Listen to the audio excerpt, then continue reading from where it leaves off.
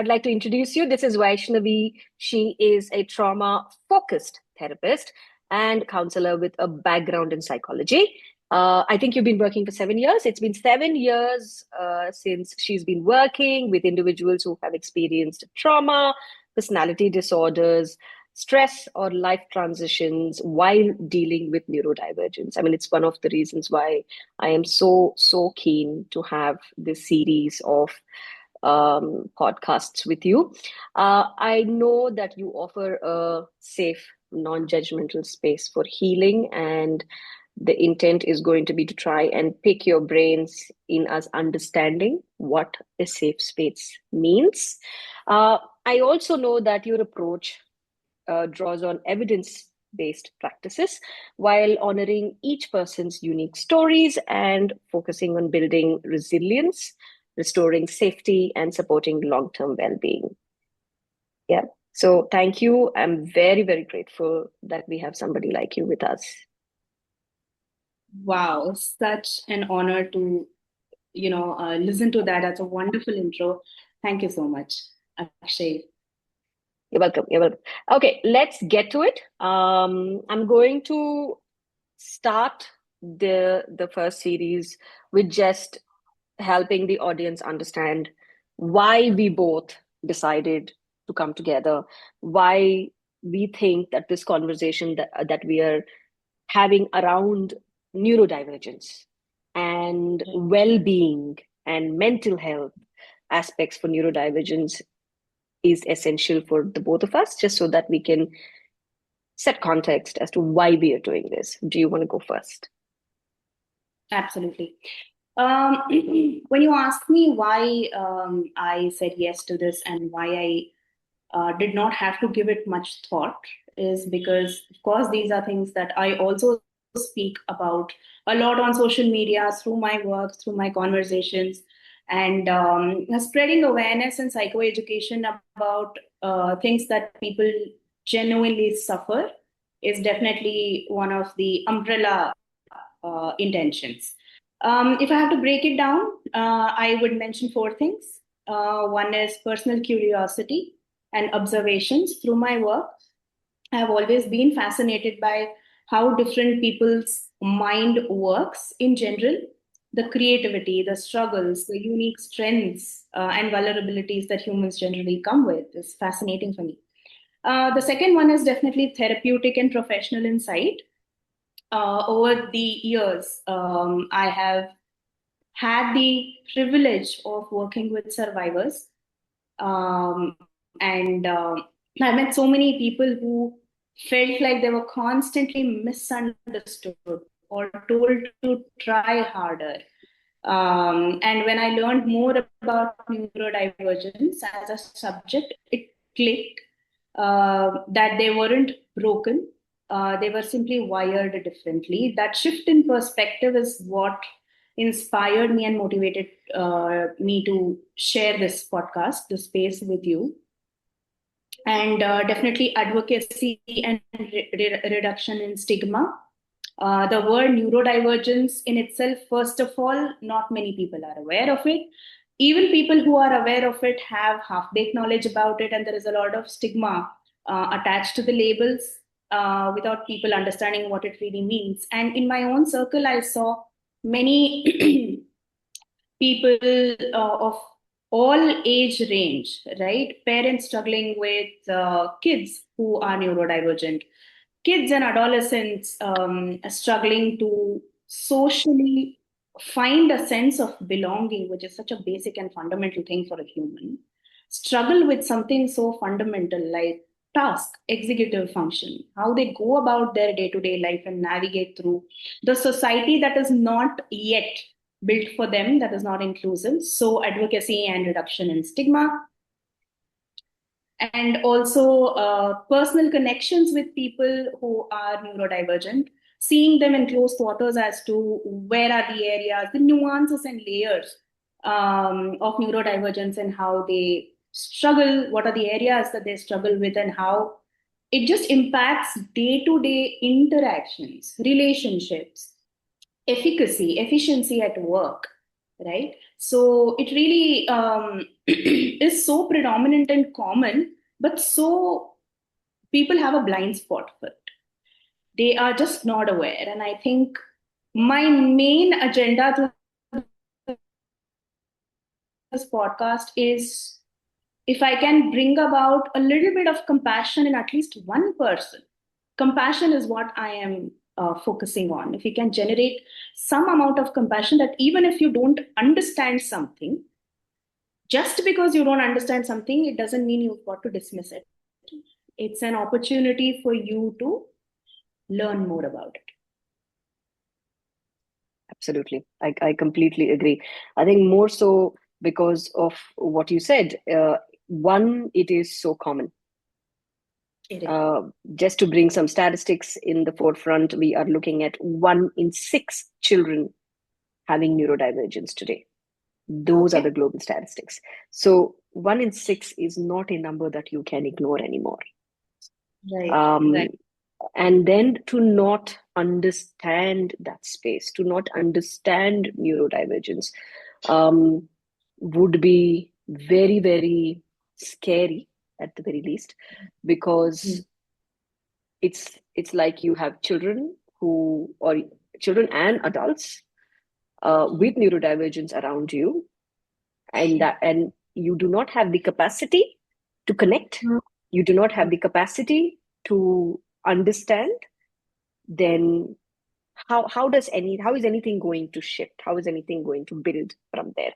So let's, since you mentioned it, let's start from there. Let's start by defining neurodivergence. Let's start by talking about neurodivergence. And just before you go for that, I think I'll do my bit as to why I am here with you um, today.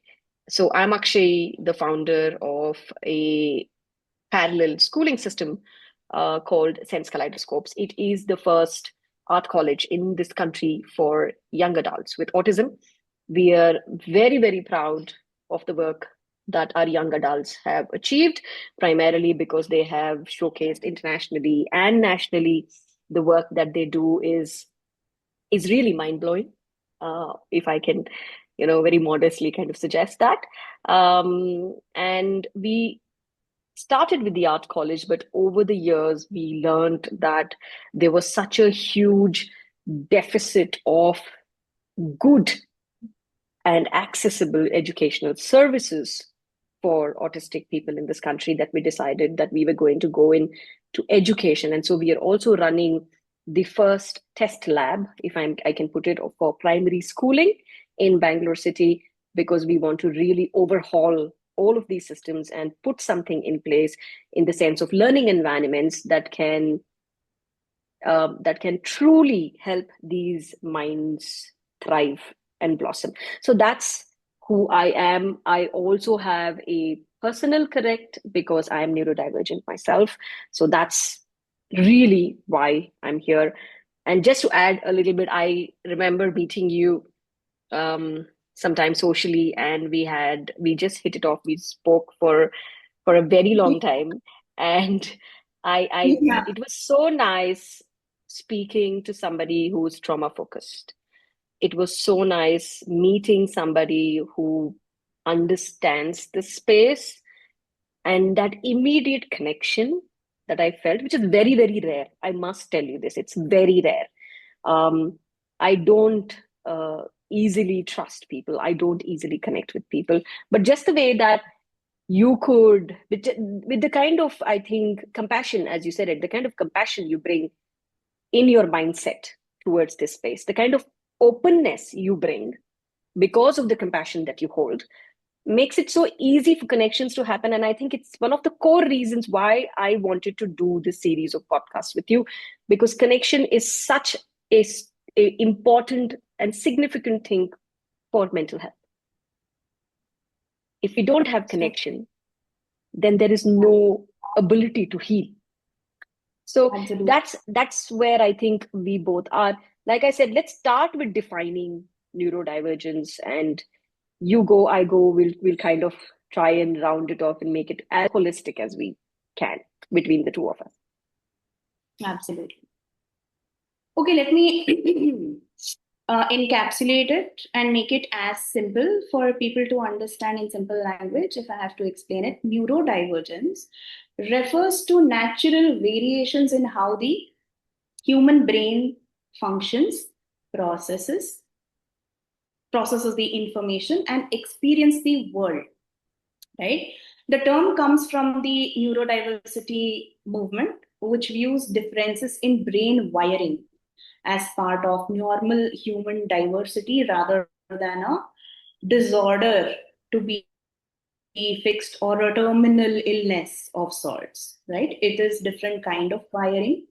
Um, People who are neurodivergent may have conditions like ADHD, attention deficit hyperactivity disorder, although I find it to be a misnomer, autism spectrum, dyslexia, dyscalculia, dyspraxia, dysgraphia, Tourette's syndrome, right? And the opposite of neurodivergence is neurotypical, people whose brain development and function aligns with socially expected norms. So, what we call divergent is a little misaligned with socially expected norms.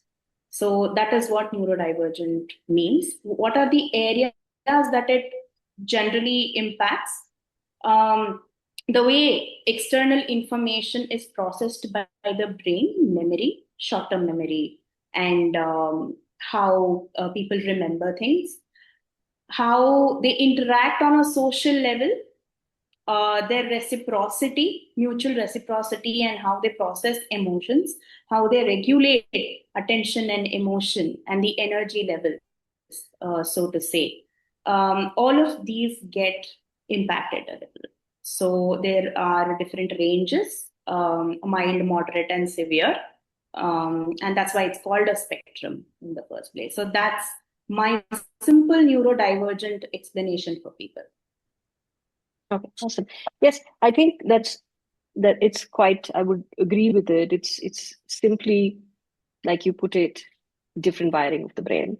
But if we have to go slightly more deeper into it, then to understand what this wiring is like, as in what is different about this wiring. I mean, we understand for the lack of a better word, I mean, it's normal, but I don't believe that there is any concept of normal. The Hmm. neurotypical, which is associated with normal functioning, where you said that there is a certain expectation and they are able to meet that expectation. Yes. And hence there is a baseline that is set. Yes. And we have Yes. said that that is what we are going to go with, which is how the neurodivergent mind is also assessed, if I'm not wrong, Yes. in the medical space. There is the neurotypical mind, the processing of it, the functioning of it, which is our baseline to which we are associating and we are assessing what is happening with the neurodivergent mind. Now, when the wiring is different, there are certain reasons for it. Of course, we know about the sensory processing, which is very different to the neurotypical mind.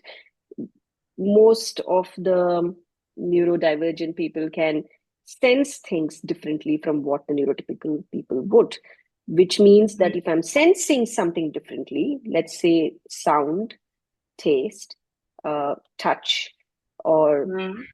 visually, if I'm sensing something differently, then obviously the way I will respond to it will be different. Yes.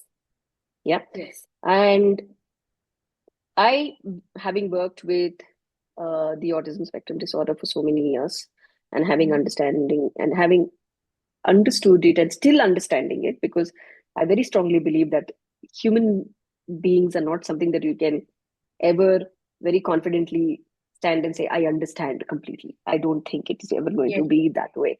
So, just in the ASD space, being with so many different individuals and experiencing things with them, alongside them, I will bring this one example that, kind of has always stuck with me very strongly. When I was talking to a teenager, and it was and he was explaining to me about his sensory processing, and he was talking to me about how he can listen to sounds that would that would occur to somebody after a certain time span had passed.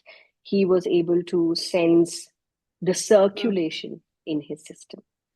I mean, he could sense the circulation. I mean, I don't think people can even imagine what something would feel like if you could feel the circulation of blood inside. I mean, it doesn't occur to you, right?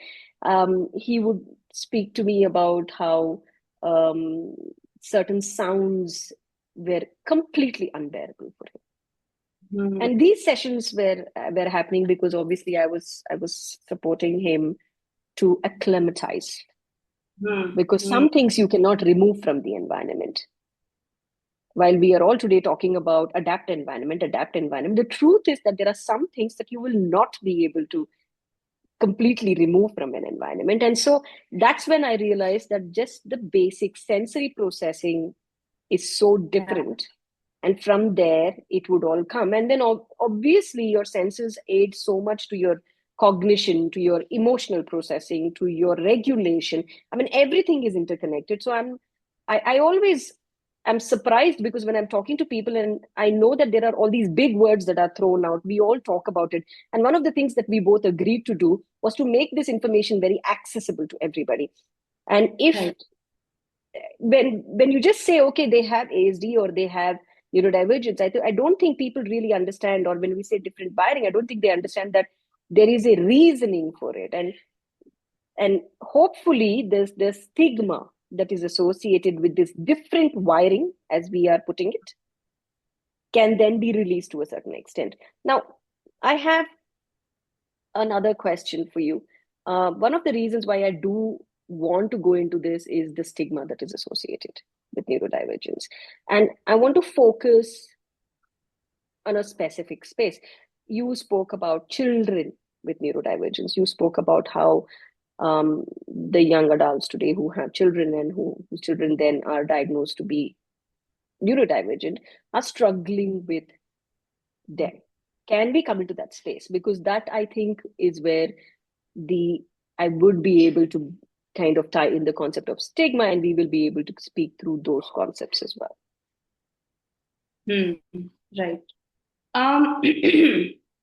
When we speak of stigma, we do live in a world that any which way, even in general, believes in judging something that they don't understand.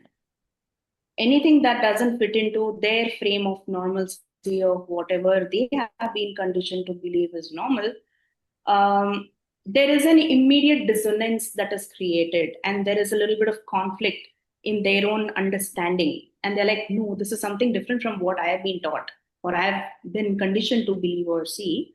So this must be criticized, right? And that is the mindset and the view around something that is different. Because when you speak of children, they are, any which way, they have heightened sensitivity, and they are still not that adulterated.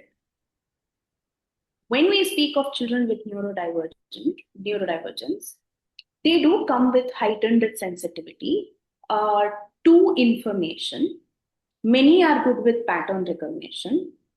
Neurodivergence manifests very differently in different people depending on age and gender as well. Some are really good at masking, but some are not, because when we speak of children, it also may come with something called as ODD, meaning oppositional defiant disorder. First of all, they are not aligning with the social norms, to which they become reactive. They become defiant in a certain way. And that is furthermore not understood by their own people, in their own family, in their own intimate circle. Why do they have so much energy? Why are they so black and white about things? Why are they so fast? First of all, people find it difficult to match the speed of the child, the energy levels of the child. Why is my child not following instructions? Why does my child always seek novelty? Why is my child not able to just get up and brush on his own? Or in terms of autism, why is my child so particular about routine? Even slight difference in the routine triggers my child. All of this is very, very biological. Let me mention that neurodivergence is biological, further uh, made more complex psychosocially because of lack of psychoeducation about it. If I have to give a simple equivalent to neurodivergence, it is like diabetes or hypothyroidism. I have seen that people find it easy to understand this concept. When I relate it to something more physical, they feel this is more tangible and understandable. Now, if somebody has diabetes, obviously their body is an organ is not going to function the way non-diabetic people's bodies function. But does that mean that stigma should be attached to it? They should be banished from the society or not include them in parties, in social setups? No, but it also doesn't mean that should we forget that they are diabetic and there are few things that are unique to them. There are going to be unique challenges that they face subjectively. And there are few things that they are working on. Their family is working on, and the least we can do is not judge them. So the antidote to stigma for me is non-judgment. Well, interesting. While you say that, practice is far from Yeah. the idea. The idea is quite obvious. Idealistic, Yeah, obviously. no, I wouldn't say idealistic. I think it's about, I mean, we have been talking about differences in many other levels in the country. We have very successfully, I think, worked around some differences as well. Yeah. Um, Yeah. so I feel, while in some ways and forms it may be idealistic, it also is the most obvious one. It However, is. Yeah. if there is a parent, if that is the case, I mean, if we are talking about stigma, then one of the things that I have seen, and I will bring it to you, there is, if there is a child and the child is being diagnosed, and Mm. the first thing that a parent does is goes into denial. Mm. It's something that everybody speaks about. I mean, I work very closely with the medical community and with those who are doing diagnoses. It's a day in and day out task. I mean, also I've seen large numbers at work. I know of the medical communities working in Lima and St. John's, any other hospital. The first thing that happens when something like this, a label, is put on the table is denial. Now, having said that, I also feel that labels are important. They're Yeah. important because they help us, that is the nurturers, the caretakers, the parents, the educators, Mm. anybody who's going to come in touch with that child, understand what is the most effective way to support that child. And that Yeah. is possible because of that label. If I Yes. don't have that label there, then imagine, I mean, it's my, I know this from personal experience because one, when I was growing up, there was no label. And so nobody would know how to support me. I had to figure things out myself. Yeah. I was lucky that I had a very strong family backing me. Mm. And that's Mm. where I was talking to you about connection. And I think that that has truly, truly supported me on this path. But what Mm. if that was not the case for me? Right? Exactly. How would I navigate? And then not having a label. While I also believe that science needs to put labels out, that is the work of science, that is the function of science. I also think that over exaggerating the label or unnecessarily pushing the label is also something that I will not stand with. So I'm not on Yeah. both extremes. I want to look at things in a very neutral manner. And so I Mm. understand the functioning, the need of the label.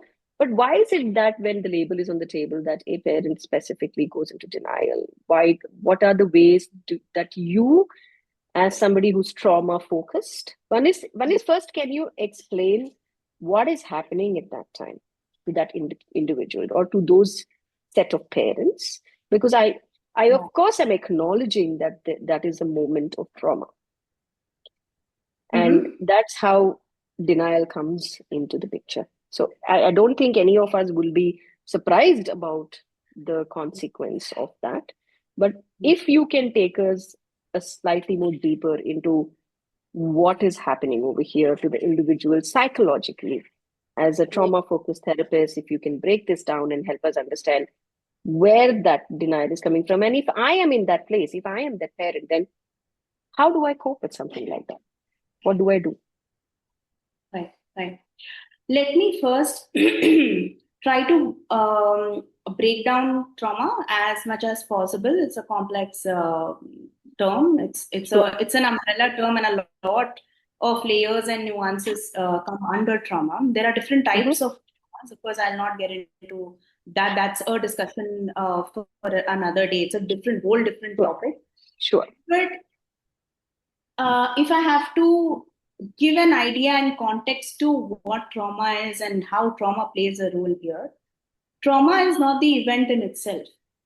Trauma is the response that an individual gives, or an individual's body gives, to something that is overwhelming.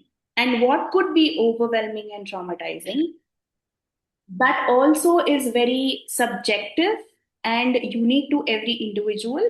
But if I have to um, explain in simple terms, I will use three statements that Stephen Porges in his book mentions very beautifully. Trauma is anything that A is too much too soon, too much overwhelm too soon, and it has a shock value to it. It's unpredictable. It was unpredictable. It was sudden. It has a shock value, and the nervous system and the body could not cope with it. The second one is too much for too long. This is a chronic state of abuse, or long-standing illness, something which has a chronic nature.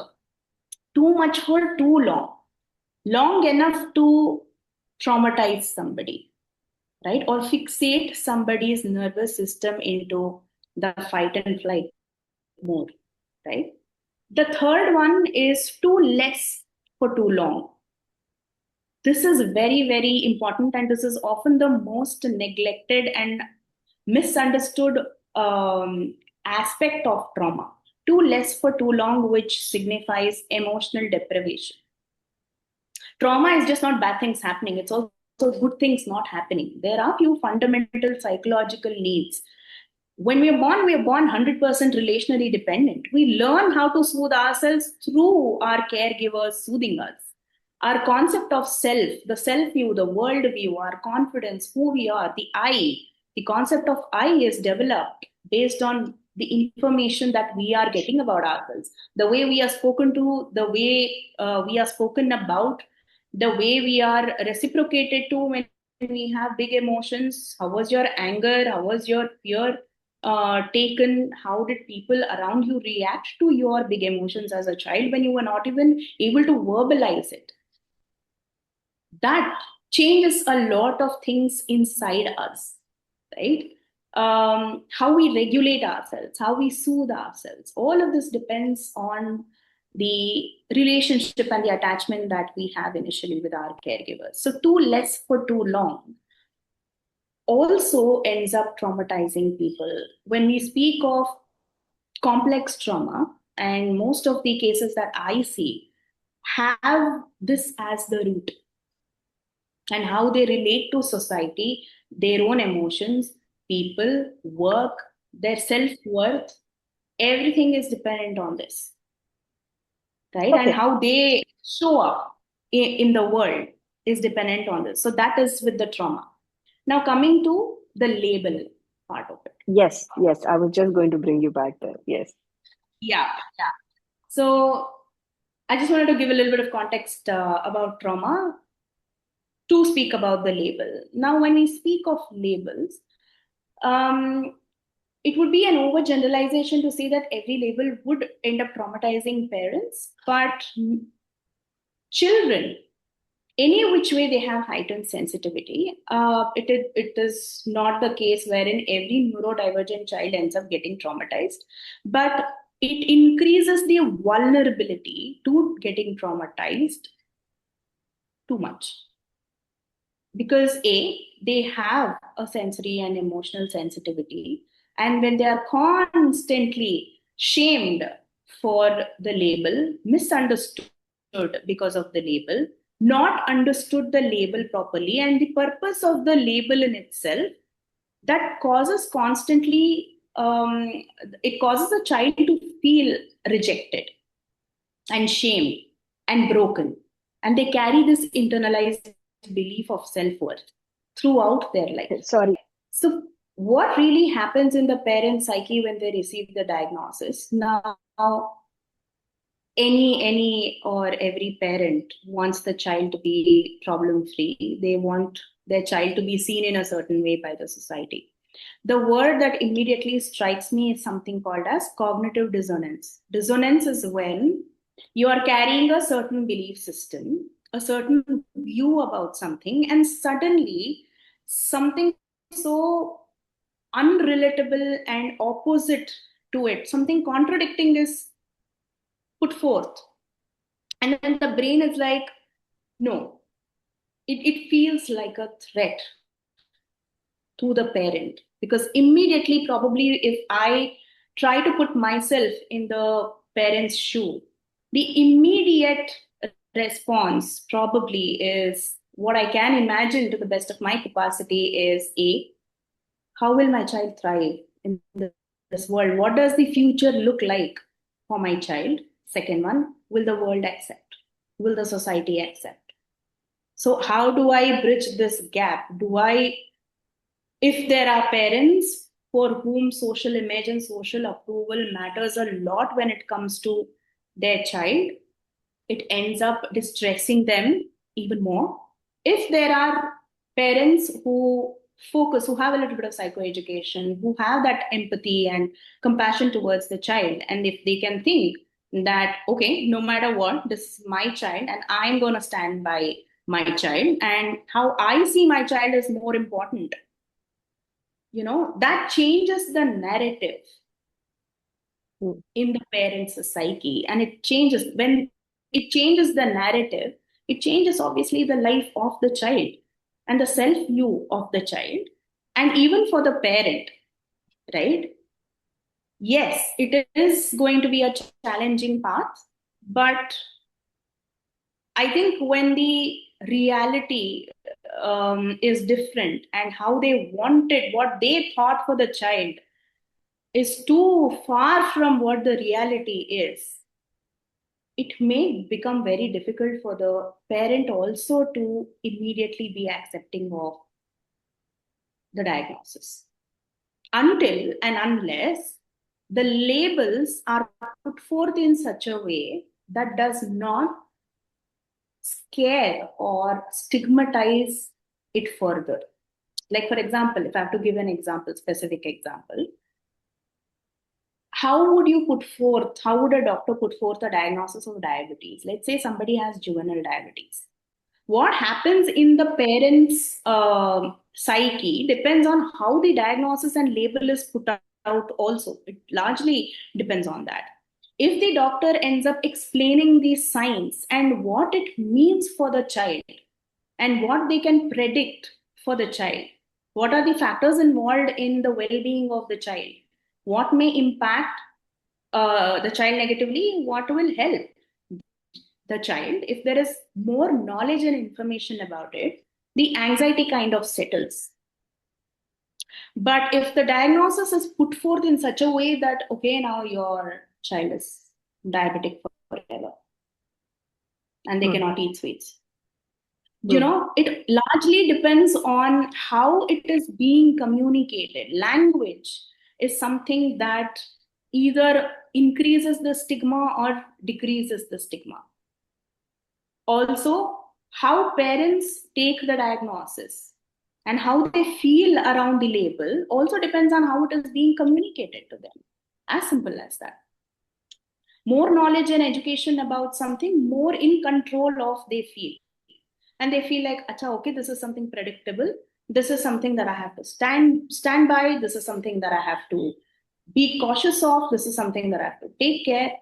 If the diagnosis is put forth with a lot of compassion and education, it changes the narrative. It changes how parents internalize the label as well. The label Okay. in itself is not an issue.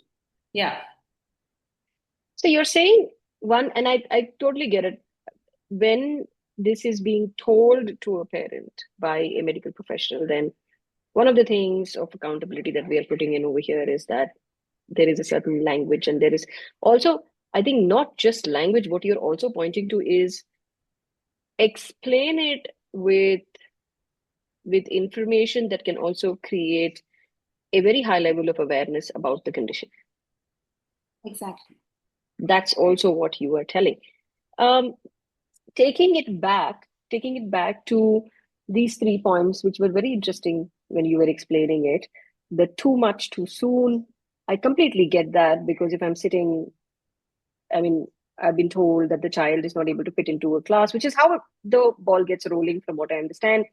When the child is in a Montessori setup or in a regular school or a mainstream school setup, as we understand, and then, you know, the teachers in the space realize that there is something amiss, and then they tell the parents to go in for tests. Exactly. And that's how it generally starts.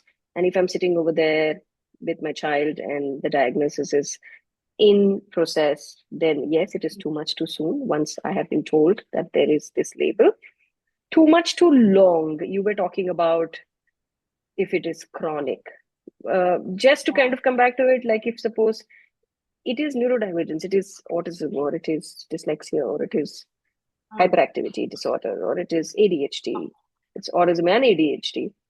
I mean, I'm not very certain if I would like to use the word chronic, but it is a part of me. Yeah. I mean, you know, I know of folk who have autoimmune conditions today, and it's quite rampant today, as we both know. So that's chronic in nature for most of them. But whenever I think of my own neurodivergence, or I think about the labels that have been associated with my mind, I'm not able to connect with the idea of chronic, because for me, it's more about my personality. It's more about who I am, what I am, and how I am. So how do we work with something like that? Because stigma is coming from the fact that it is considered not curable. Many Okay. parents even now search for a cure for something like this. And it is Ah. specifically spelt out as cure. And Hmm. for me, being who is who is a neurodivergent person, I kind of take that very um, negatively, Yeah. because there is nothing to cure in my mind. But you're Yeah. searching for a cure for me. Yeah. Yeah. So can you I'm not. shed some light into that? Yeah. I'm not a problem to be fixed. I am just a human that needs acceptance. Um. Again. Um. When people look for cure, it only means that they have not understood the concept of neurodivergence properly, and what could be the reason for that. Why haven't they understood what neurodivergence is and what is not? Has somebody promised them that there is a cure for this? Have they not understood that this is a different kind of wiring? And let's say, for example, I'm a therapist, and if I have to tell my client that yes, the assessments have come out with diagnosis of ADHD, and let's understand what it means, and then I go on to explain that it's not like it suddenly started in adulthood. It has to be there in childhood as well, and it's a thing. It's like hypothyroidism or diabetes. If it has started, it's not like it is going to go away. Diabetes, for example, is not going to go away, but does that mean that you cannot live life to the fullest? No. So it depends on how you manage it. And now let's see how we can manage this and try to live a life as normal as possible. So the question here is, Why do certain people seek cure? It only means the only tangible and rational explanation that I can come up with, that is they haven't understood, or somebody has not educated them about what neurodivergence is.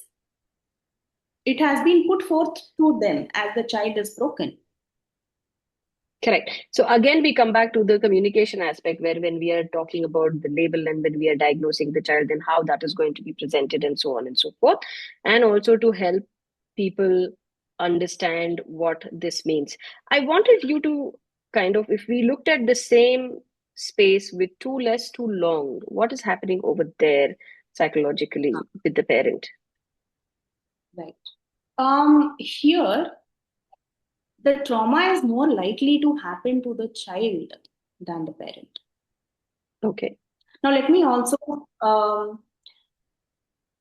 explain and clarify certain things about trauma. Why I gave a context of trauma is that these are experiences. When I mentioned those three statements, the overwhelming events are something that have taken away agency and sense of control, the sense of self. It has impacted and changed their nervous system in such a way that they are constantly seeking for threat.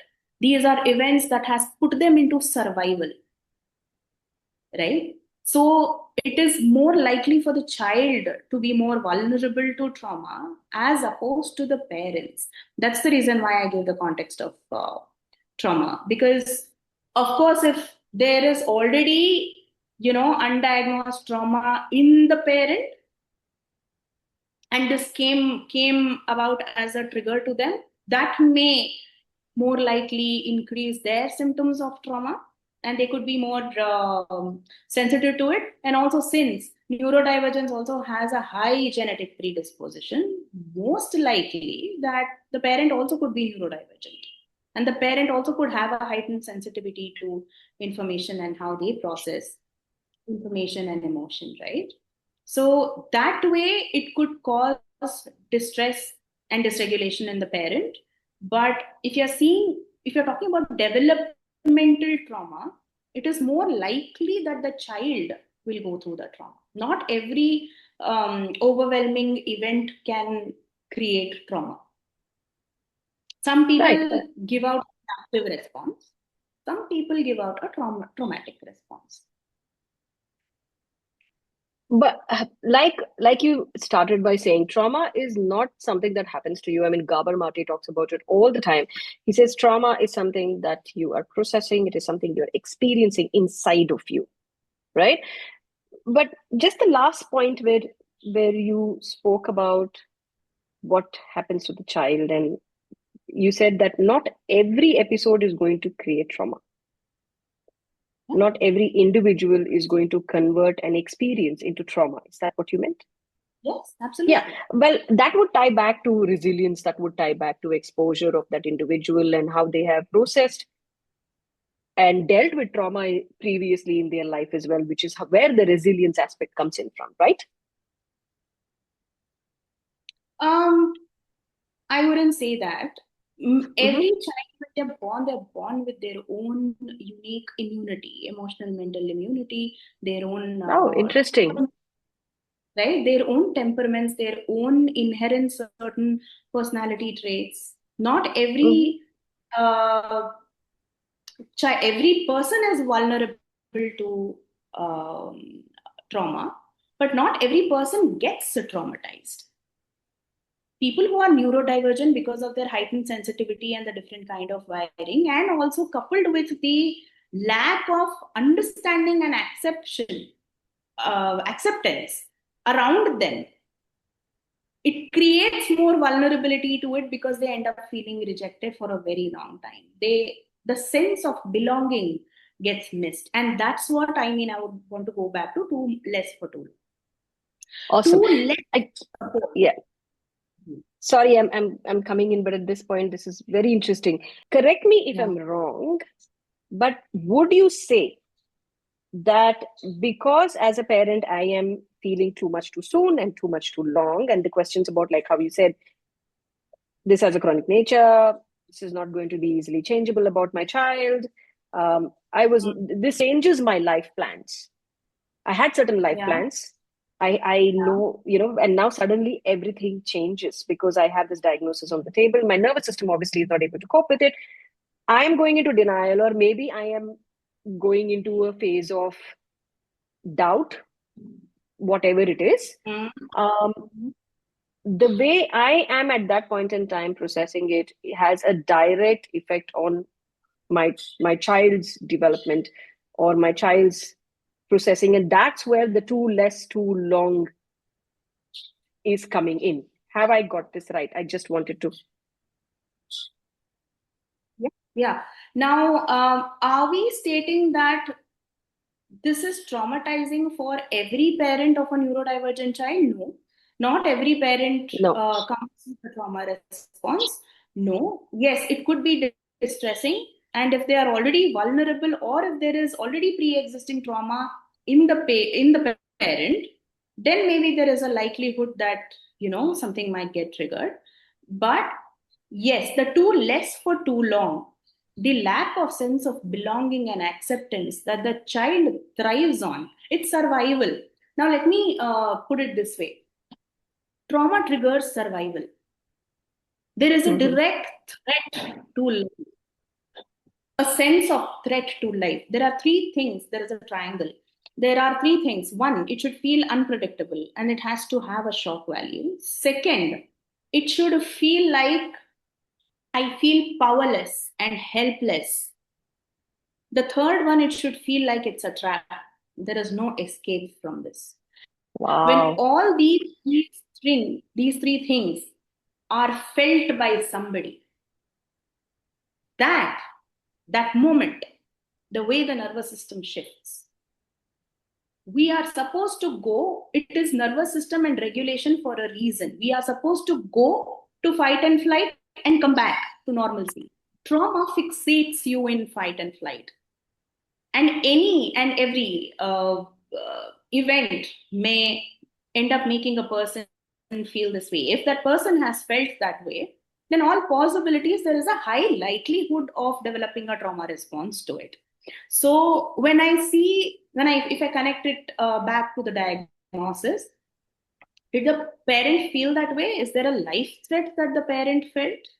Did it trigger the survival of the parent? Shock value, maybe it came as something unpredictable and something that didn't align with their plans that they had for their own life and what it might look for their child. Looks unlikely to me. But think about the child, it triggers the survival. And for too long, when there is no support, they are just left to fend on themselves. They don't know the meaning making of the diagnosis. If the child doesn't know how to, if there is so much Of shame course. attached, that may end up the likelihood of the child getting traumatized as well. No, no, absolutely. I think this makes so perfect sense. Thank you so much, Vesh. That was so beautifully put, the triangle and how you brought it. And this was so clearly defined that trauma is when you are fixated in that flight, fight, freeze response that I also add into it. Yeah. And it's very interesting. I mean, like, just to pull something from my years of exposure and learning, when we are in a state of denial or we are in a state of non-acceptance, as we call it, and I'm not even talking from the parents' point of view, I'm talking about an educator who's in a classroom. We talk about something called as presume competence.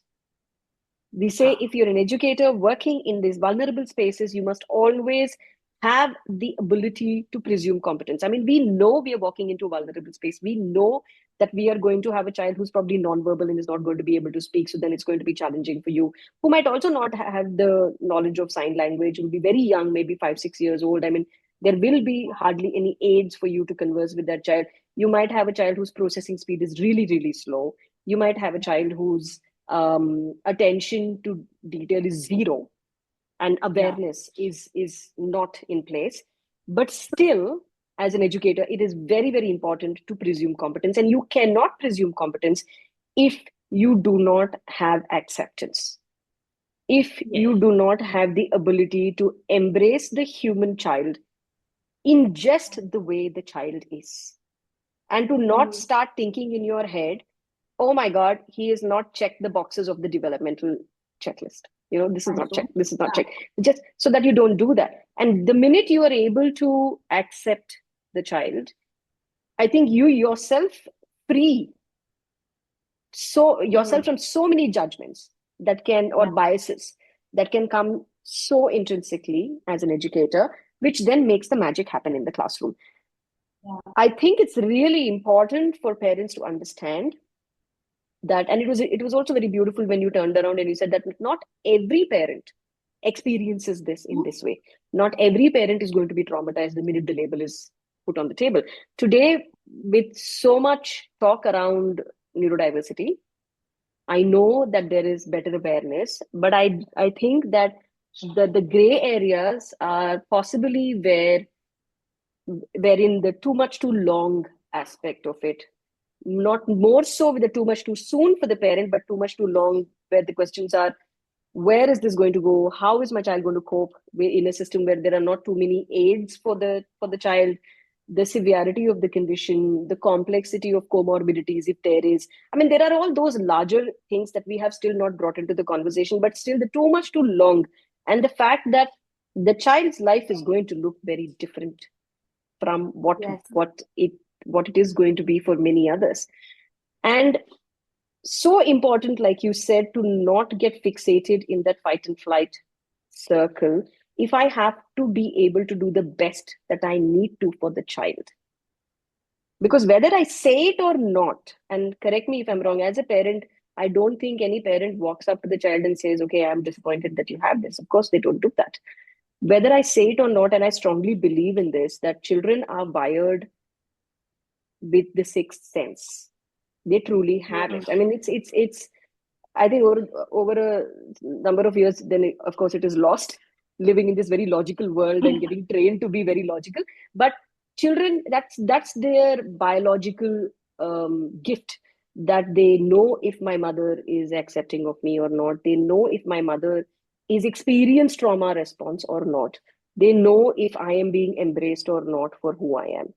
Somehow there is that connect, and so it is really really important for me as a parent to Yeah. understand that I don't get stuck in this space, which is the best thing I can do, not just for my child, but also for me.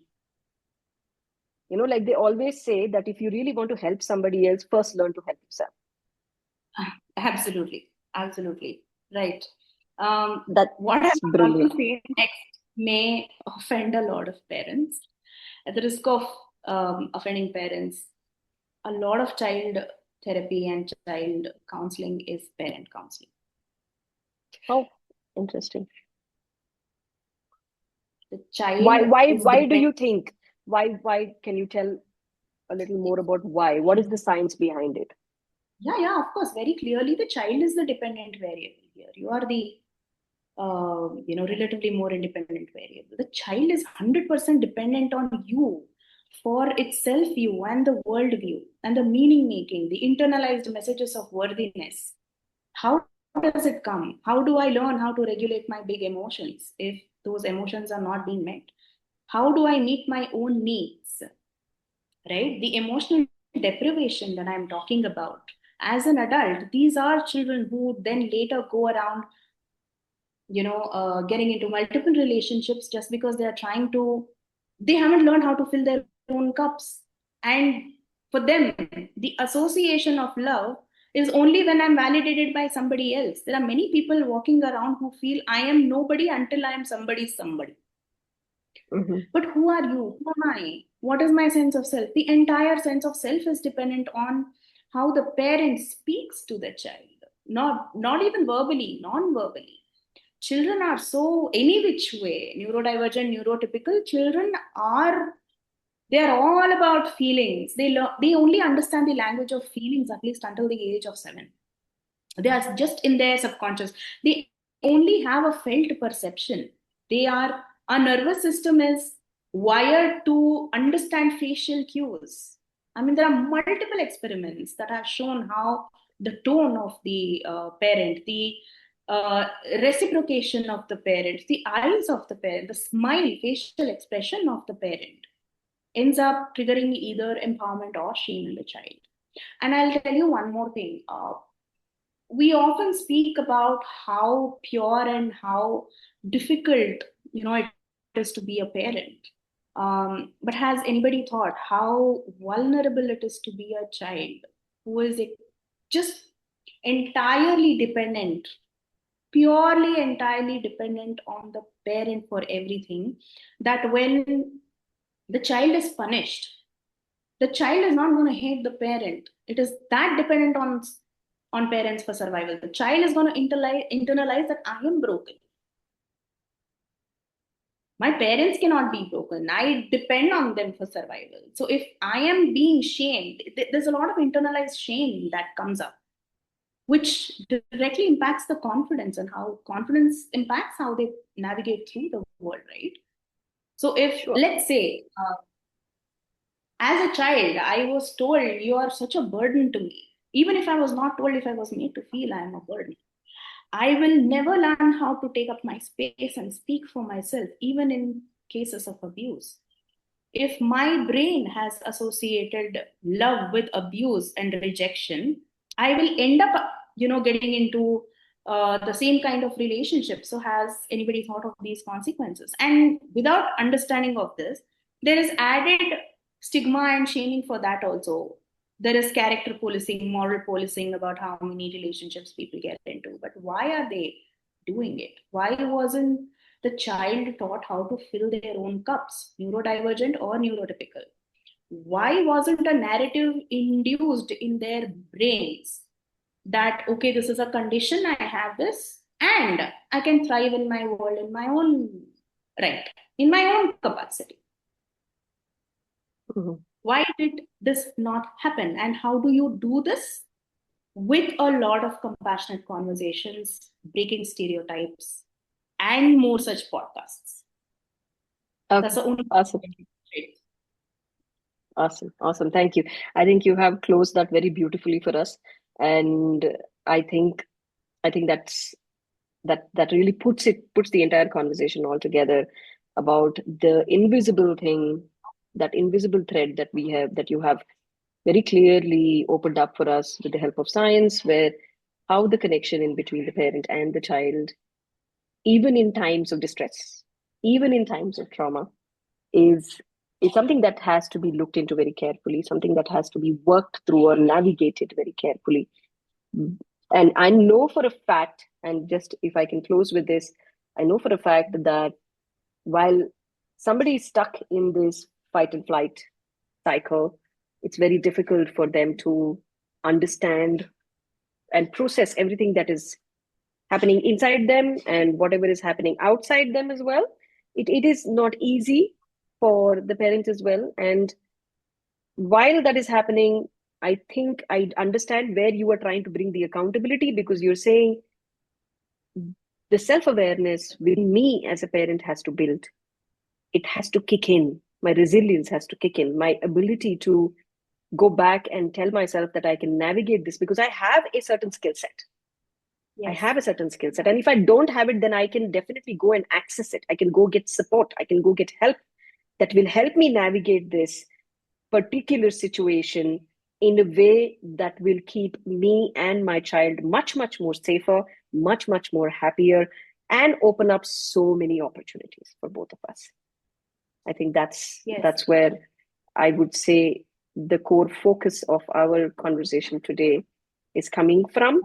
Not necessarily, and disclaimer, it is not to, blame anybody. It is not to make anybody feel offended or bad about how they are doing things. We understand that this is a very sensitive space. We understand that this is a very complex space. Even trauma is not something that can be taken lightly. But at the same time, I know with the conversations that I've had with you that it is definitely a space that can be navigated wonderfully if we have Absolutely. the support. Absolutely. Thank When, you so much. Thank you so much, yeah, Vash. It was lovely, and so I much hope to for continue these conversations. with you. Absolutely, absolutely.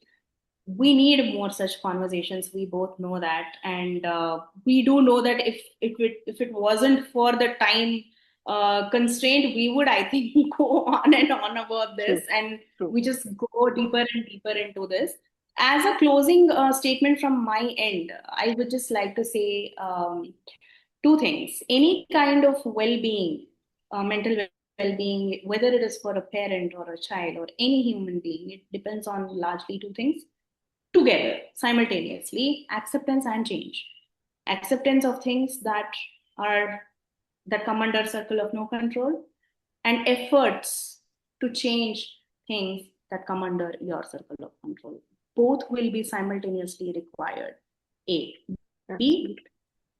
It's difficult for everybody. Parenthood, being a parent is challenging. Being a child is challenging. Just being human is filled with challenges. It reminds me of something that I read. जिंदगी है बिगड़ती रहेगी हम भी ढीठ हैं हम संभाल ही लेंगे.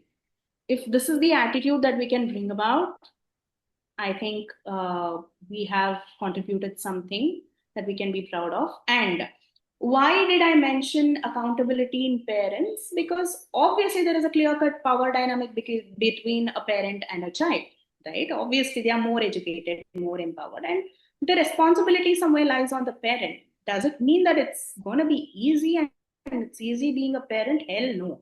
Especially in a collectivist system that we have, which has its own pros and cons. If the support is there, nothing like it. But if you're surrounded with people who you cannot go away from, but they're constantly judging you, motherhood especially becomes very difficult. And the most heartbreaking things that I have seen in my own social circle is one mother of a neurotypical child judging and taking a stance of moral superiority and judging and comparing herself to and her kids to the neurodivergent child. These are things that subtly make it difficult for the mother and the parent to take care of the child. So that is something that I want to address in the coming Absolutely. conversations as well.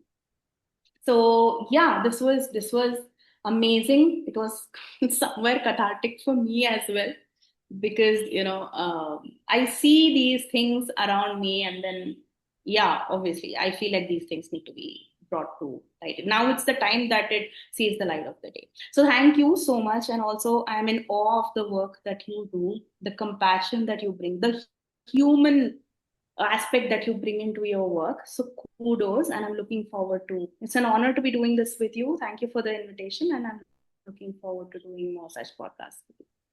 Absolutely. Thank you very much. Thank you very much. Thank you, Akshay. We close.